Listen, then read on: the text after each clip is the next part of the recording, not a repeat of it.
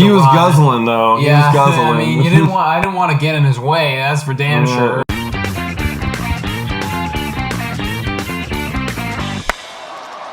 Hello, and welcome to Blue Jays Today, where we always have something to say about the Blue Jays. I'm your host, Adam Peddle.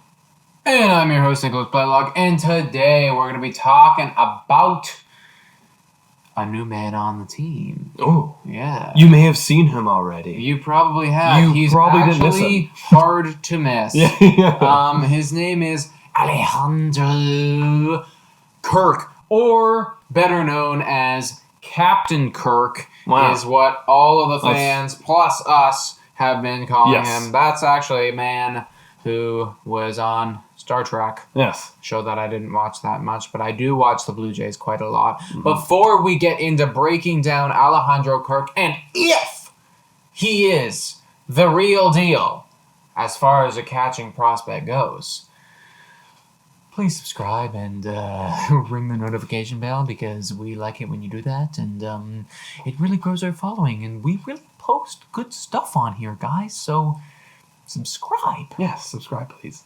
All right, let's talk about the new man. It's Kirk. He's a big boy. Mm-hmm. Oh, he's also a small boy, too. But he's big and small. Actually, I wrote down his stats, or his stats. His dimensions? I guess his dimensions. I guess you could call them his stats. This guy is 5'8", 265 pounds. So he's shorter than us and weighs a lot more than us. To put that in perspective, I mean, like, I'm definitely not like a big, like, I'm not a fat guy, I'm not a big guy, but I am like 5'9.5" and this morning I weighed in at 150 pounds. This guy is an inch less than me and weighs 115 pounds more than me. That is a big man. So when Randall Grichuk saw him in the minor leagues, and he made a comment in a post game with Hazel May, saying like someone told him that this guy was going to make it to the majors. He was like, "Really, this guy?" Really? Did he say that? Yeah, in a post game interview. Wow, I didn't even know that. He was like, "Really, this guy?"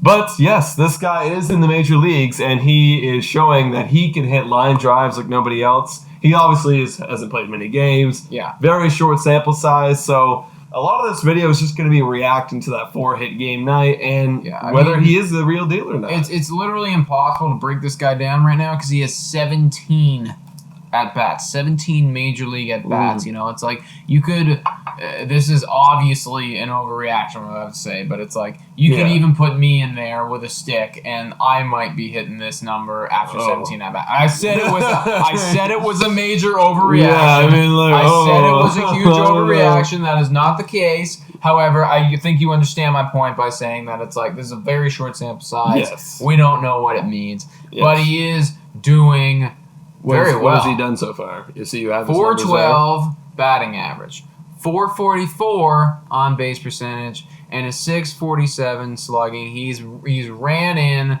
4 times, or I guess like kind of walk/jogged.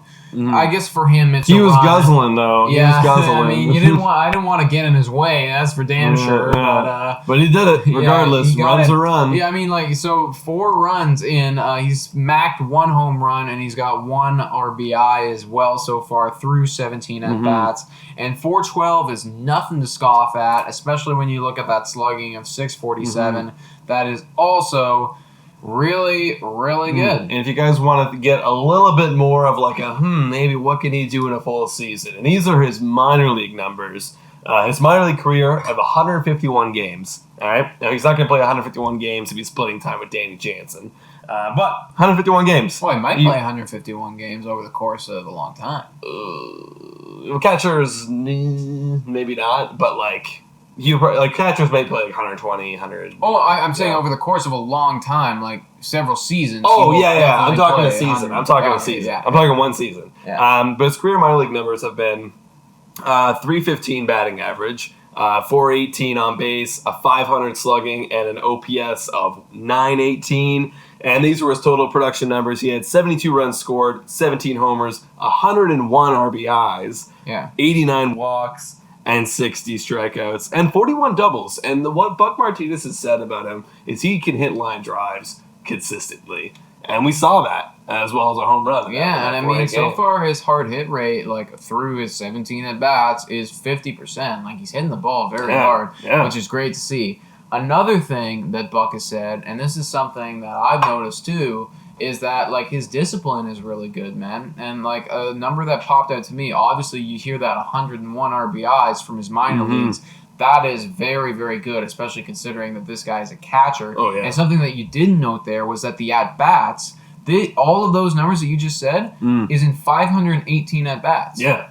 So when you consider that for like, obviously like he is a catcher, so he probably, 518 at-bats, like that's kind of pushing it for a whole year. Yeah. This is a collection of a couple seasons. But, when you look at an everyday player, 518 at bats, like that would, that'd be like even a shorter season for them, like they get those like, that's like a season basically. Yeah, that's a season of and when you consider that, you have a guy here that is hitting 101 RBIs over the course of what would be a season, that's like really nice, man. So he looks good. He looks good. Yeah, he looks great.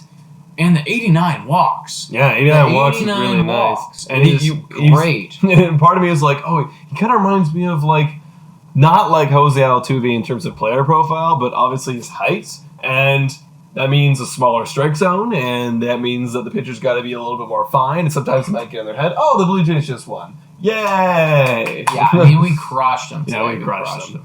But yeah, so that just, all these different factors, that are contributing to a pitcher to be like, gotta be more fine. He's a smaller strike zone and blah, blah, blah. So, I like him. I know that you talked a bit about, you're not a big fan right now of how, he's been on his one knee. I've been not a fan of everyone being on their one knee. It's it's a universal thing across baseball now. People are going on their one knee. And that's because they're trying to frame a lower strike, which apparently with the stats say you got to do. But then you also give up the sacrifice a bit. You're sacrificing when there's men on base. I am totally a fan of doing it down on one knee if there's no one on base. But here's the thing. Now that there's someone on base, you have the option for stolen bases and also the option of a pass ball if it's a wild pitch. Now you're on one knee. You can only really jump off that one leg, and you're kind of reducing your ability to be agile behind the plate. Anyways, that's a whole... I could go on about that forever. I'm not an expert on this, but from what I have seen, and not even talking about his bat, like his receiving ability as a catcher, his catching has been like pretty good for a little young 21-year-old prospect. It's funny because I heard the exact opposite literally in the game today where he's been struggling. Really? He's been really struggling with that. Yeah, like apparently he's not really setting up a good target for the pitcher.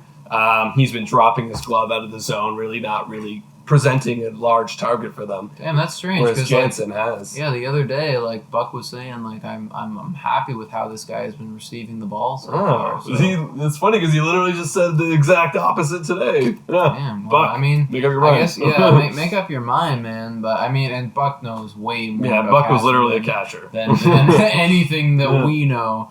I know statistics-wise as far as the batting, and I say, like, so far, like, he's looked great. Do you think that this guy, Alejandro Kirk, is the real deal? Like, is he going to take this job over from Danny Jansen? I think Danny Jansen is going to... I think they're going to split time. And unless you're seeing, like, such a dramatic difference between Danny Jansen and Alejandro Kirk, I think Danny Jansen has great game calling. His framing is, like, all right. But he's great game calling, and he's obviously Ryu's man. But I think the Jays, unless there's a clear difference between defensive and offensive, like so if someone can do better in both categories, then you're going to see the splits about even. As terms of postseason, I think it's Alejandro Kirk is going to be looking towards being in that lineup. They're going to find ways to put him in. Unless Ryu's pitching, then it's going to be Danny Jansen's game that night, catching behind the plate. What about, like, long term, because this guy is 21 right now. He's also, and something that we haven't said yet, he's a ranked 6th overall Toronto Blue Jays prospect. That's not, he's not quite he didn't make the top 100 as far as MLB's prospect goes, but, it is ranked 6 in our system. That's right up there. That typically indicates that this guy is in line for a starting to, rotational role at some point in his career. Do you think that, at one point we could maybe be looking at Alejandro Kirk being the guy and maybe even moving Danny Jansen? Maybe in like a few years, because I actually didn't even look this up, but whenever Danny Jansen's contract is getting I'm not sure what his contract looks like. Because it's already been played 3 years, so it's getting like near the halfway point of that rookie contract. So I mean, Alejandro Kirk, yeah, absolutely, he's next in line to try and take that job away. And for the postseason, at least, I think it's going to be about split 50-50. But coming into 2021, we got to see what they do in camp. Yeah, I'm interested to see in 2021, bro. And if, for instance, we did run into a scenario, like best case scenario, both of these guys are doing well, because obviously Danny Jansen's bat hasn't been what we hoped it would be here. He had a great game today. Night tonight. Actually, they're talking about it right now. Yeah, I heard. He came into this game batting 160. He's leaving it batting 190. Yeah. Obviously 190 even still is not great. It's not what you want to see. Yeah. Out of a great catcher, I would love to see 240, 250. Yeah, that'd be a great catcher. I would love that. And Alejandro Kirk, from what he showed in the minors, from what he's shown so far, I think he does have potential to be one of those catchers who can, if he can develop more, doing the whole catching, receiving game, I think from what he's shown, he could be a good hitter. He could be a great hitting prospect. It's funny because I should have looked up Danny Jansen's stats in the minors, because he's like, it was the same thing was said about him, like, a hitting catching prospect, and like obviously hasn't shown yet. And I mean, like, I know that you were hot on Reese McGuire because he actually was showing major league progress. He was showing better major league progress than Danny Jansen. And I think that speaks to how short of a sample size McGuire had, and even more to how short of a sample size Alejandro Kirk has had. Because McGuire had, I believe it was around 200 at-bats, and he was batting just under that 300 mark coming into this year. It was like really good, and obviously, complete drop-off from him.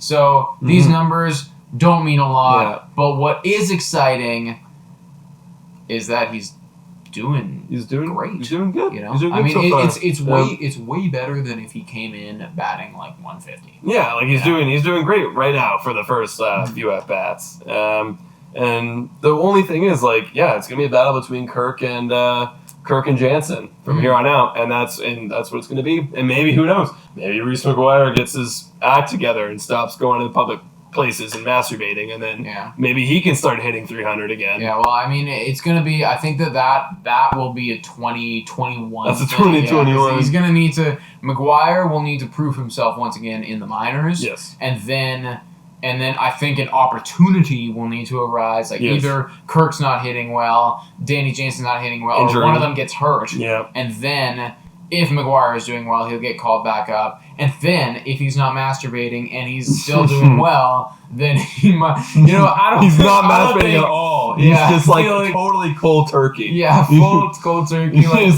so like, I'm angry. Just like wow, how does he hit that well? Burnt his like dick or his hands or like something, so like it just hurts, bro. Like, it's painful, like the trainer burnt.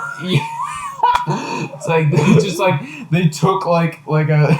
I don't even need to image this right now. I think you guys understand what I'm talking about. Yeah. It wouldn't be pleasant. No. Hopefully we don't need to play this guy because Alejandro Kirk will be the guy. You know what? I'm going to say it. We're such a cynical podcast all the time. I'm going to say it right here. I think that Alejandro Kirk will one day be our starting catcher, and he will be an above average major league catcher.